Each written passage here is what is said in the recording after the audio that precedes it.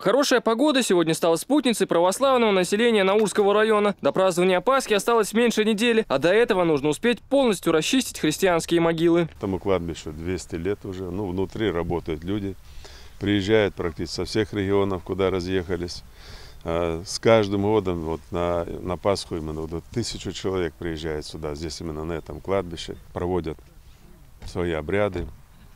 Но перед этим надо, конечно, убрать. На субботник кто-то пришел с семьей, а кто-то с соседями, но составить пару Ане Зоевой никто не смог. Ее единственный сын живет в Петербурге, а муж умер в 2003 году. Его похоронили рядом с родителями. И с тех пор Анна часто приходит поухаживать за могилами родных. Муж вот.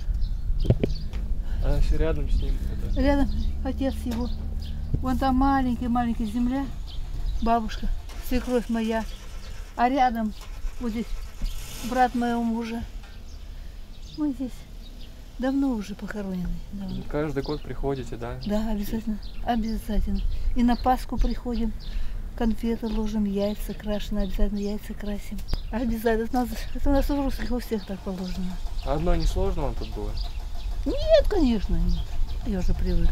Около 50 православных начали очистку кладбища еще с утра. Убрав сухостой вокруг захоронения, участники субботника очистили и сами могилы. У семьи Клопневых здесь похоронено 7 родственников. Сейчас Виталий с женой благоустраивают могилу ее родителей. Здесь родители наши, там еще могилы. У нас здесь много могил. Раньше-то красили все, и памятники красили, а теперь вот немножко жизнь наладилась, поставили памятники нормальные. Теперь вот только полем убираем. Кладбище общей площадью в 10 гектаров будет полностью очищено в течение 2 дней. Здесь также заменили ограждение, благоустроили проезд. В это же время субботники проходят на крестьянских кладбищах в селах Алпатово и станице Ищерской. Асан Букаев, Султан Умаров, Зелимхан Закаев. Новости.